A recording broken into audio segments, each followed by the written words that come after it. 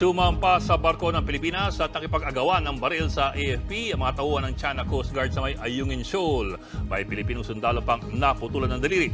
Sa tindi ng nangyari, naniniwala ang isang eksperto na posibleng ma-activate nito ang Mutual Defense Treaty para makaresbak ang Amerika. Kung dati, pambobomba ng tubig at pambabangga ang panghaharas ng China sa mga barko ng Pilipinas sa Ayungin Shoal. Ngayon, mas tumindi na. Habang papunta sa barko ang mga rubber boat ng Philippine Navy, bigla silang hinabol, binangga at hinarang ng mga dineploy na vessels din ng China Coast Guard. Dahil sa pilitang sumampa at kinubkob ng China Coast Guard ang isa sa mga rubber boat. Sinubukan daw kumpiskahin ng mga Chinese ang bitbit na armas ng Naval Special Operations Group o NAVSOG na sakay ng rubber boat. Pero nakipag-agawa ng armas sa mga sundalo. Dito raw nasugatan at naputulan ng daliri ang isa sa mga sundalo.